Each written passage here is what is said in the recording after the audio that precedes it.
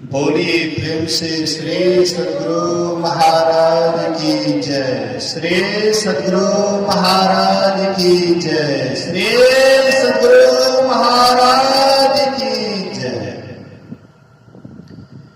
अखंड मंडलाकारं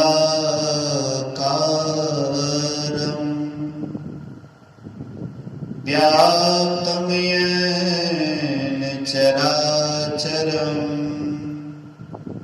तत्पदं दर्शितं येन तस्मै श्री गुरुवे नमः। धन्य धन्य सद्गुरु सुखद महिमा कहे ना जाए। जो कछु कहा तुम्हारी कृपा मौते कछु न बसाए। सर्वत्र सर्वदा वर्तमान सद्गुरु महाराज जी के पावन चरणों में कोटि कोटि नमन। उपस्थित गुरुजन, धर्म प्रेमी, सत्संगी बंधुओं, पूजनीय माताओं तथा भक्तिमती बहनों, एक दिवसीय संतमत सत्संग का आयोजन उपेंद्र बाबू के निवास स्थान पर हो रहा है और प्रातः से ही यह आयोजन चल रहा है। हम लोगों के बीच में भागलपुर सदौर से पूज्यपाद स्वामी वेदानंद जी महाराज का पदार्पण प्रातः सत्संग में हुआ था। आप लोगों का सौभाग्य है कि ऐसे महात्मा का दर्शन आप लोगों ने सुबह में पाया। घर वाले के अंदर में इच्छा हुई कि खर्च तो हो गया है, लेकिन एक ही समय सत्संग हुआ, इसलिए अपराह्न कालीन सत्संग भी रख दिया गया है। ऐसे तो आप लोग रसगुल्ला खा लिए हैं।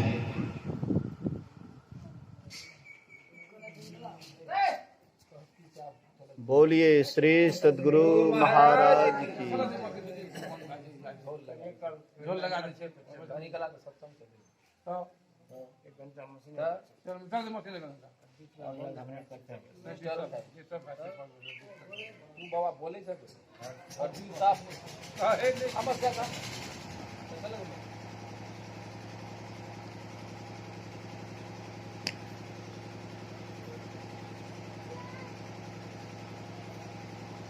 बोलिए श्री सद्गुरु महाराज की जय। तो आप लोग रसगुल्ला खा चुके हैं। रसगुल्ला के बाद चटनी चलता है। मैं वही चटनी परोसने के लिए आया हूं, या समझिए तीता। रसगुल्ला खाने अधिक रसगुल्ला खाइएगा तो डायबिटीज हो जाएगा, कई बीमारियां हो जाएंगी। तो बाबा आप लोगों को रसगुल्ला खिला दिए हैं और मैं नीम का पत्ता लाया हूं। नीम का पत्ता सबको अच्छा नहीं लगता है। बच्चा को रसगुल्ला दे दीजिए, बड़े प्रसन्न हो जाएंगे, बहुत खुश हो जाएंगे। वही बच्चा को नीम का पत्ता दीजिए, बच्चा मुंह घुमा देता है, नहीं खाएंगे क्योंकि तीता लगता है। ऐसे ही संत महापुरुषों का जो वचन है वह भी नीम के समान तीता है, और जो उसको ग्रहण करते हैं समझिए उसका जीवन बन जाता है, और जो नहीं ग्रहण करते हैं उसका जीवन व्यर्थ चला जाता है। हम आप अभी सुन रहे थे मां सबरी के प्रसंग को। मां सबरी एक भीलनी थी, मुसहरनी थी। पूर्व जन्म में वह खिखिरनी थी।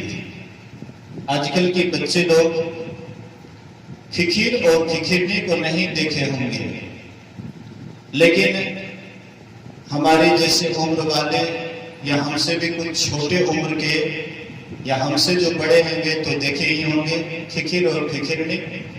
हाँ, शाम के समय में आवाज करते थे तो अब खिखिरनी शरीर में थी, पूर्व जन्म में खिखिरनी थी।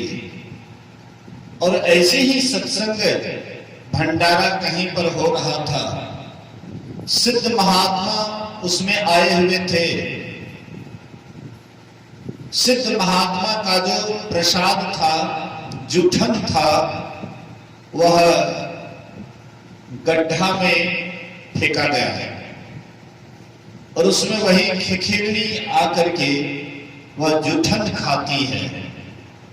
और वह जूठन खाने से परिणाम क्या होता है? महात्मा का जो जूठन खाई, महात्मा का जिसको प्रसाद मिल जाता है, जूठन मिल जाता है, उनका जीवन धन्य हो जाता है। इस आंख से जो महापुरुष को देखते हैं वो भी धन्य धन्य हो जाते हैं, और जो महात्मा का प्रसाद पाते हैं वे भी धन्य धन्य हो जाते हैं। इस आंख से महर्षि व्यासदेव जी महाराज को देखे थे। एक गुबड़ेला कीड़ा होता है ना, गुबड़ेला कीड़ा जो गोबर का गुली बना करके गड़काते रहता है, गुबड़ेला कीड़ा। और महर्षि व्यासदेव जी महाराज का दर्शन किए थे वह गुबड़ेला कीड़ा, जिसका परिणाम हुआ कि वे बहुत बड़े महापुरुष हो गए। ब्राह्मण कुल में जन्म हुआ। देखिए, महात्मा के दर्शन से एक बार नारद मुनि भगवान विष्णु से पूछते हैं कि प्रभु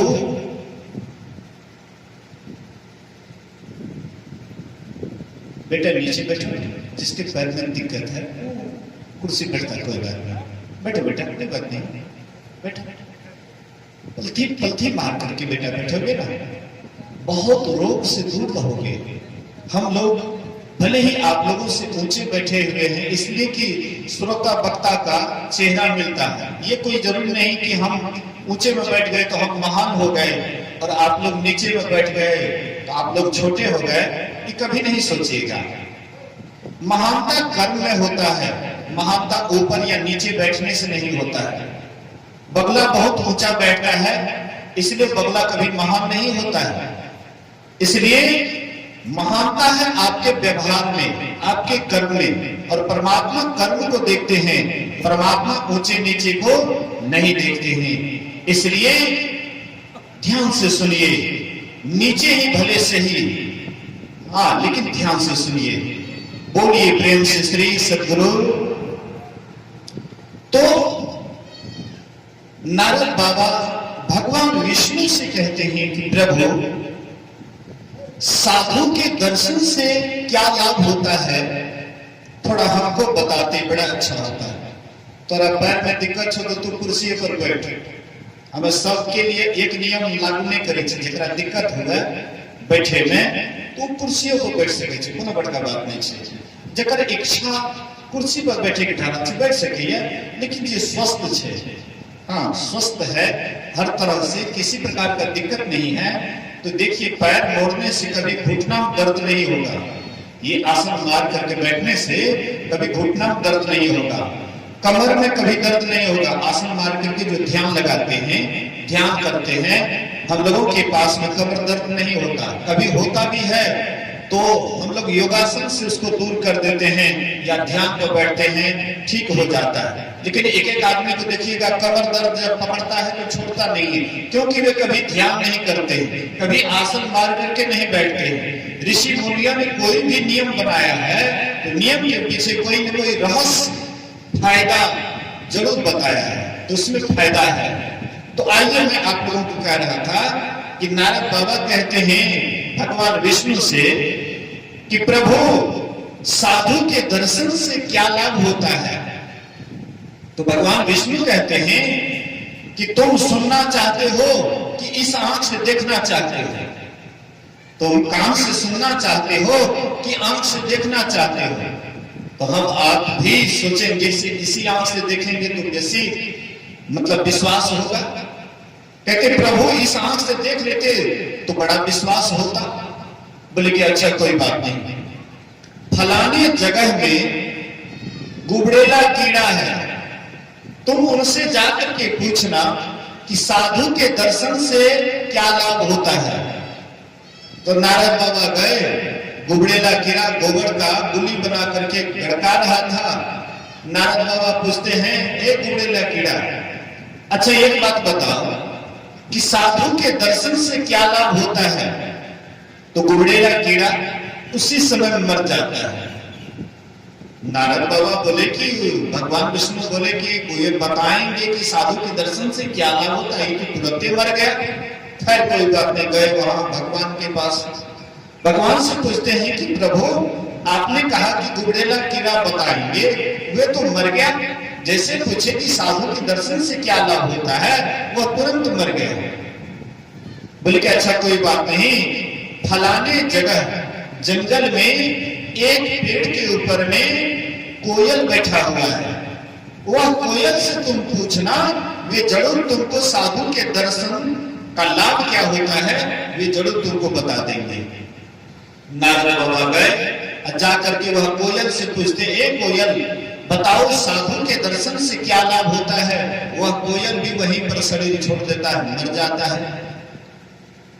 नारद बाबा फिर गए और बोले कि प्रभु आप जिनसे पूछने के लिए कहते हैं वही मर जाता है। बोले कि नहीं नहीं, और एक जगह जाओ, फलाने तालाब में हंस है, उनसे पूछना, पक्षियों में हंस सबसे सुंदर और सबसे अच्छा पक्षी होता है, क्योंकि वे कीड़े मकोड़े नहीं खाते हैं। हंस जब भी खाते हैं, जब भी पीते हैं तो दूध पीते हैं, इसलिए पक्षियों में सबसे एक नंबर में होता है हंस। बोले कि हंस से जाकर के पूछना, हंस से पूछते हैं कि बताओ साधु के दर्शन से क्या लाभ होता है। हंस वहीं पर समाप्त हो गए, मर जाता है। उसके बाद गए भगवान के पास, बोले कि प्रभु वे भी नहीं बताए कि साधु के दर्शन से क्या लाभ होता है। बोले कि देखो फलाने किसान के यहाँ गाय अभी अभी बच्चा दी है, बछड़ा, वह बछड़ा तुमको जरूर बता देंगे, इसलिए वह बछड़ा से जाकर के पूछना।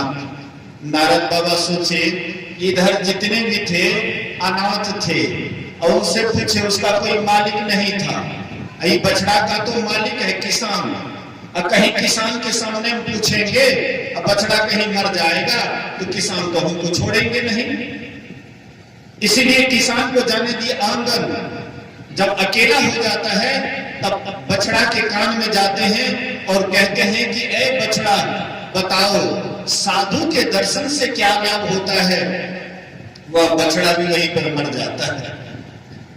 अब तो नारद बाबा को डर हो गया कि भगवान कहते हैं कि बताएंगे, अब कोई बताता नहीं है, सब मरिए जाता है, ऐसे में तो हम फंस जाएंगे।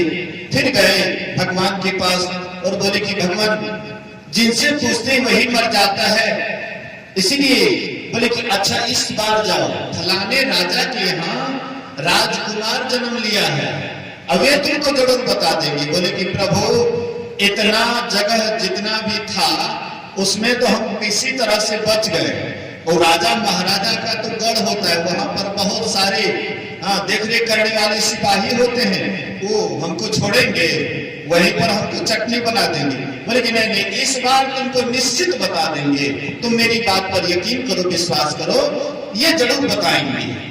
तो गए नारद बाबा और राजा से कहते हैं कि मैं राजकुमार से एकांत में मिलना चाहता हूं, इसलिए सब कोई हट जाएंगे, सब कोई हट जाएंगे। तो सब कोई हट जाते हैं। नारद बाबा एक गली, पतली गली भी खोज लिए कि कहीं हो न हो, कहीं ये बच्चा मर जाएगा तो हम इस ओर से इधर से भाग जाएंगे। तो नारद बाबा वह बच्चा से पूछते हैं कि ये बच्चा बताओ साधु के दर्शन से क्या लाभ होता है? बच्चा खिलखिला करके हंस देता है। बोलिए श्री सद्गुरु महाराज की जय। बच्चा खिलखिला करके हंस जाता है, हंस देता है और कहते बाबा अभी तक आपको पता नहीं चला कि साधु के दर्शन से क्या लाभ होता है। जब मैं एक समय में गुबड़ेला कीड़ा के वेश में था, गुबड़ेला कीड़ा बना हुआ था, मेले का गोली बना करके गड़का रहा था, आप वहां जाकर के दर्शन दिए, आपका दर्शन जैसे मिला वह निकृष्ट शरीर छूट गया और उससे बढ़िया शरीर कोयल वाला शरीर मिल गया। वहां जाकर के आपने दर्शन दिया, वह कोयल वाला शरीर भी छूट गया और हंस में जाकर के जन्म लिया। पक्षियों में जो उत्तम होता है हंस, उसमें जाकर के जन्म लिया। वहां भी आपने दर्शन दिया, वहां से आकर के किसान के यहाँ गौ के द्वारा बछड़ा के रूप में मैंने ही जन्म लिया, वहां भी आपने दर्शन दिया, बछड़ा वाला शरीर भी छूट गया। उसके बाद आप देख रहे हैं वर्तमान में मैं राजा के यहाँ राजकुमार होकर के मनुष्य शरीर में आपके सामने में जन्म लिया हूं और इससे आपको क्या बताया जाए। साधु के दर्शन से कितना लाभ होता है ये आप प्रत्यक्ष देख रहे हैं, फिर भी हमसे पूछ रहे हैं मतलब साधु के दर्शन से कितना लाभ होता है, साधु के दर्शन से कितना लाभ होता है, साधु के जुठन से कितना लाभ होता है।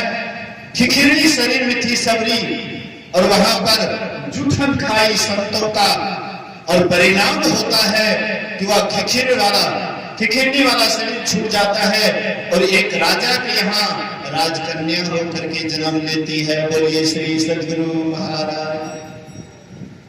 राजकन्या होकर के जन्म लेती है और जैसे राजकन्या होकर के जन्म लेती है, भक्ति का संस्कार तो उनके अंदर था ही, इसलिए वह अपने पिता से राजा से कहते थे कि पिताजी हमको सत्संग करा दीजिए, साधु को बुला दीजिए। कहते देखो बड़े घर के लोगों को साधु का संग नहीं करना चाहिए। हाँ, छोटे लोग सत्संग ध्यान करते हैं, साधु का संग करते हैं, राजा महाराजा के बेटा बेटी के संग नहीं काम करना चाहिए। बाद में शादी हो जाती है, पति थोड़ा धार्मिक विचार के थे, पति की सेवा सुरक्षा करती है और कहती पति देव मेरी प्रबल इच्छा है सत्संग करने की, साधु संतों से उपदेश सुनने की, सत्संग सुनने की, इसलिए कृपा करके कभी कभी साधु महात्माओं का सत्संग सुना दीजिए। बहुत प्रेम से अपने पति की सेवा की, पति खुश हो गए और एक अंदर में ही सत्संग भवन बना दिए। बोलिए श्री सद्गुरु महाराज। सत्संग भवन बना दिए और बीच बीच में लाते थे महात्मा लोगों को सत्संग करने कराने के लिए। एक दिन एक सिद्ध महात्मा आ गए और उनकी ये सेवा सुरक्षा करने लगी। महात्मा खुश हो गए, प्रसन्न हो गए और मौज में आकर के महात्मा जी कहते हैं बेटी वरदान मांगो। बोलिए श्री सद्गुरु महाराज की। संत महापुरुष कभी कभी मौज में आ जाते हैं, साधारण जन की बात मैं नहीं करता हूं।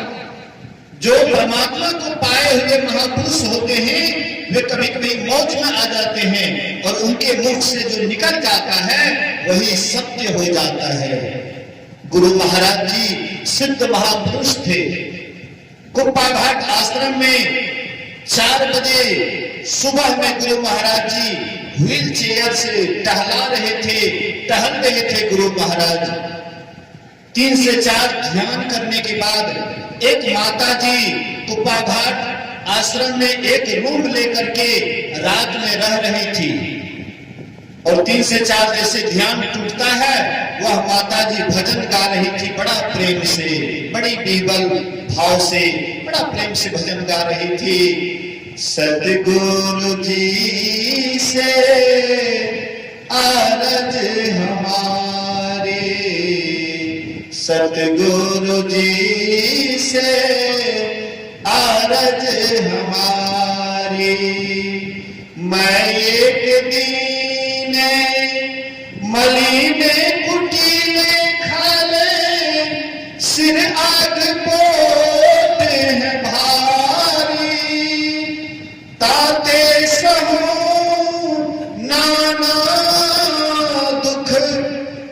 सुध निज घर की बिसारी, सतगुरु बिन जीव दुखारी, सतगुरु जी से अरज हमारी।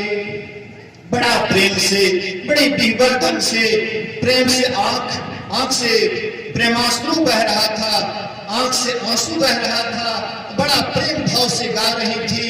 और गुरु महाराज जी का व्हील चेयर जब वहां आता है तो गुरु महाराज जी कहते रुक जाओ, व्हील चेयर लेकर के रुको दी। और गुरु महाराज जी भजन तो बहुत प्रेम से सुने, बोलिए श्री सदगुरु महाराज की। ये नहीं सोचिएगा कि गुरु महाराज अभी नहीं सुनते हैं, गुरु महाराज अभी भी सुन रहे हैं। गुरु महाराज जी अभी भी देख रहे हैं कि मेरा भक्त कितना भाव में गदगद हो रहा है, कैसे मेरा गुणगान कर रहा है, किस तरह से मेरा गुरु नाम अनुवाद कर रहा है। गुरु महाराज सब कुछ देखते हैं। हम आप भले देखें या ना देखें अलग बात है, लेकिन गुरु महाराज सब कुछ देख रहे हैं। गुरु महाराज मतलब परमात्मा। गुरु महाराज में परमात्मा में कोई अंतर नहीं है, दोनों एक ही है। एक ही सिक्का के दो पहलू हैं। जैसे देखते हैं डॉलर को, एक तरफ भारत और दूसरी तरफ पैसा, लेकिन है तो एक ही डॉलर। इसी तरह से एक तरफ परमात्मा, एक तरफ गुरु, लेकिन एक ही डॉलर है। एक तरफ सगुण, एक तरफ निर्गुण, वही है परमात्मा, वही ईश्वर। सब कुछ देख रहे हैं, लेकिन भाव विह्वल होकर के अगर कोई पुकारते हैं, भजन गाते हैं या कुछ बोलते हैं, लेकिन भाव में गदगद हो जाते हैं, तो परमात्मा उसको बड़ा गौर से सुनते हैं। गुरु महाराज कहते रुक जाओ, व्हील चेयर को रोक दो। अब गुरु महाराज बड़ा प्रेम से वह भजन सुनने लगे। भजन जब पूरा होता है, भजन जब पूरा हुआ तो गुरु महाराज कहते हैं वह माता जी को बुलाइए। तो वह माता जी को बुलाए। अब देखे गुरु महाराज हमारे सामने में है, माता जी जाकर के भर पांच पकड़े गुरु महाराज के चरण को, आंख से आंसू की धारा बहाने लगे।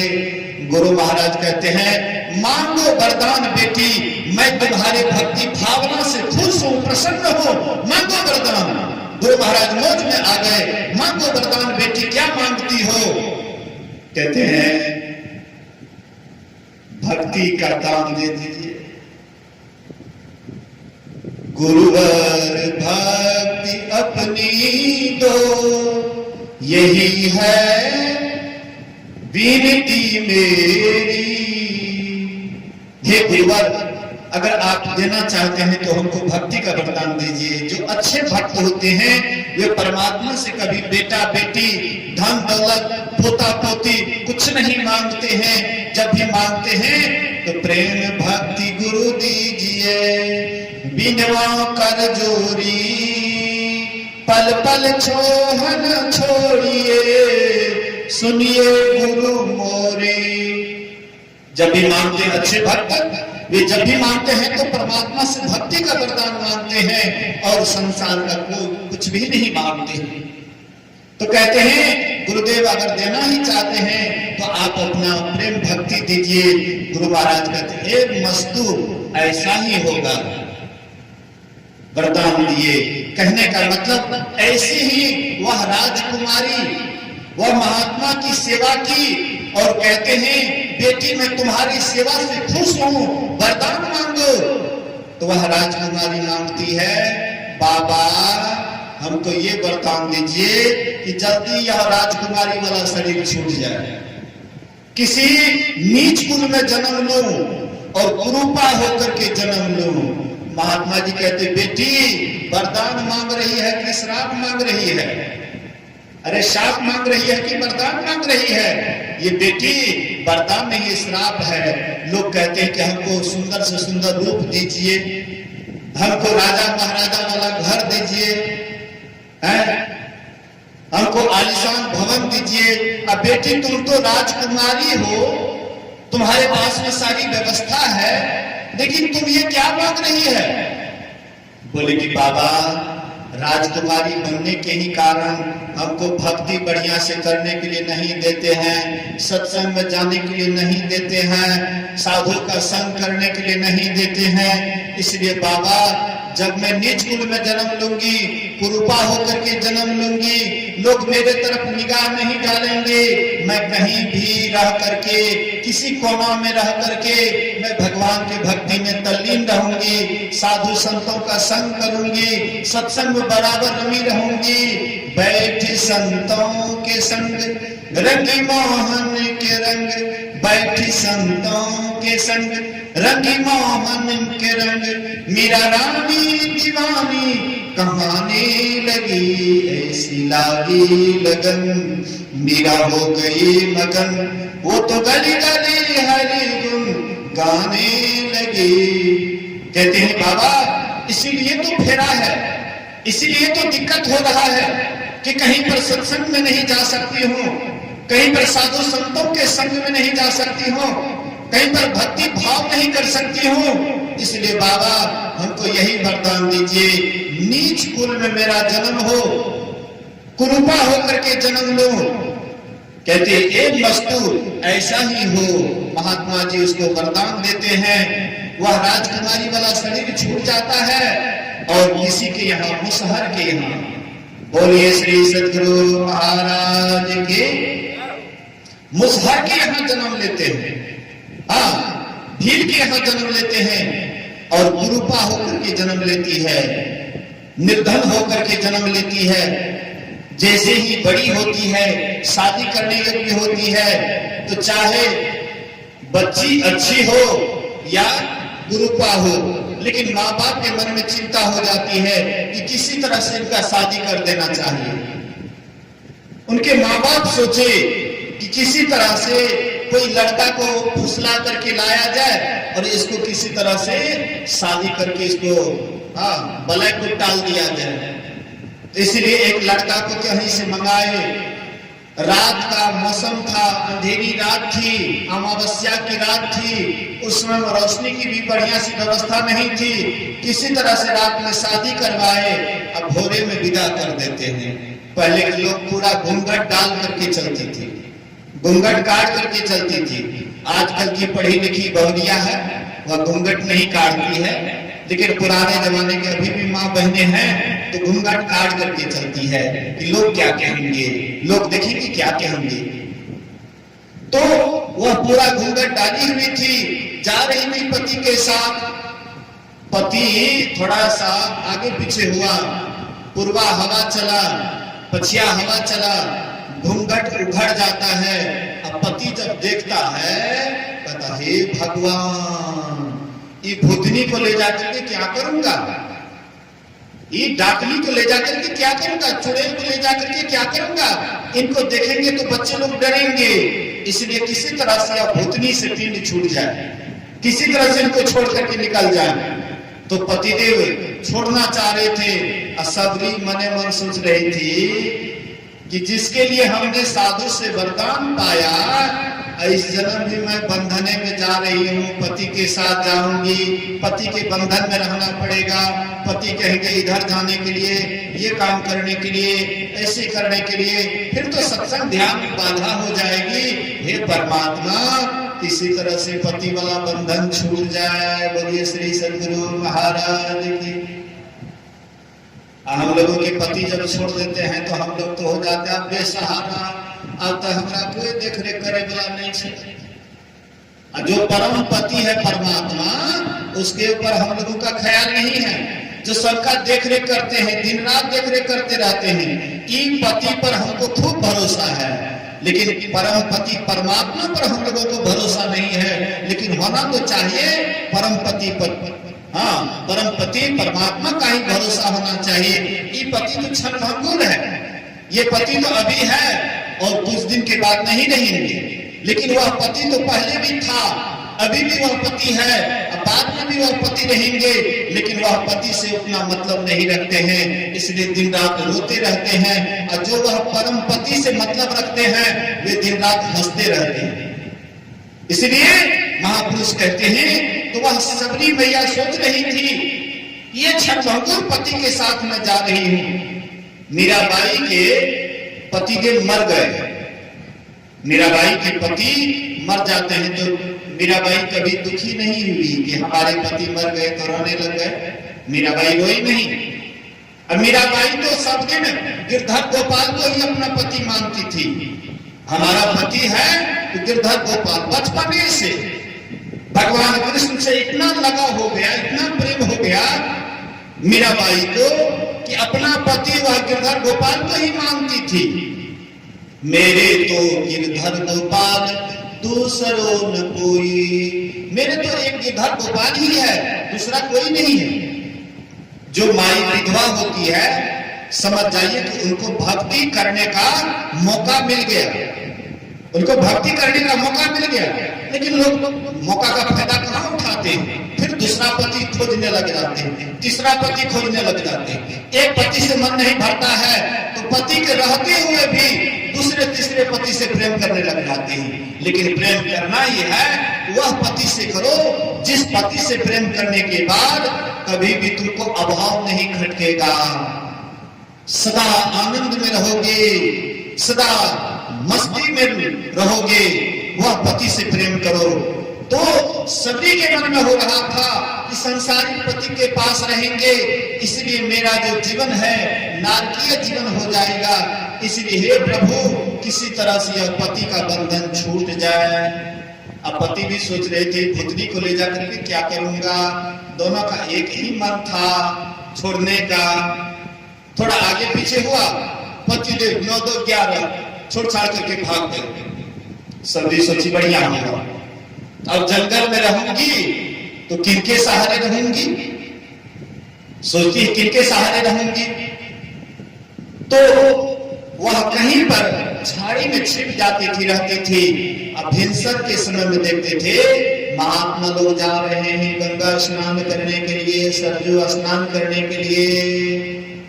तो सोचती आहा बाबा लोग जा रहे हैं, रास्ता में कांटा है कहीं बढ़ ना जाए। इसलिए सभी क्या करती थी तो बाले को बना ली थी झाड़ू। अब बाले से बहारती थी कि महात्मा को कांटा नहीं चुभ जाए। फिर सोचने लगी ये महात्मा लोग रहते कहां पर हैं, इनका कुटी कहां है। तो धीरे धीरे पता लगाते लगाते पता लग गया कि फलाने जगह रहते हैं। तो वह रात को 12 बजे जाती थी। अब 12 बजे सेवा सत्कार कर लेती थी। अब फिर 2 बजे रात को, जैसे महात्मा लोग 3 बजे रात जगते, ये 2 बजे रात को फिर अपना झाड़ी में जाकर के लुका जाते थे। तो महात्मा लोग देखते कि कौन चौका चूल्हा कर लेते हैं, कौन पानी ला करके धर देते हैं, जलावन ला करके धर देते हैं। ये सारी व्यवस्था कौन करने वाले हैं। सबके मन में कौतूहल होता था। इसलिए वहां पर जो मुख्य आचार्य थे वे मतंग ऋषि थे। तो मतंग ऋषि कहते हैं, उनसे शिकायत की कि गुरुदेव कोई आते हैं और चौका चूल्हा झाड़ू बहारू जलावन पानी ला करके रख देते हैं और फिर रातें रात चले जाते हैं। बोले कि बेटा पहरा करो। कौन ऐसा करते हैं, पहरा करो। तो पहरा करने लगे।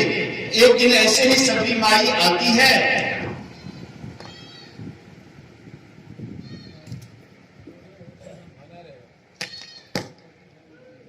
और सेवा सुरक्षा करने लग जाती है। जैसे सेवा सुरक्षा करने लग जाती है, एक शिष्य था उसको पकड़ करके ले गए मतंग ऋषि के पास और बोले कि गुरुदेव यही आती है और सेवा करके चली जाती है।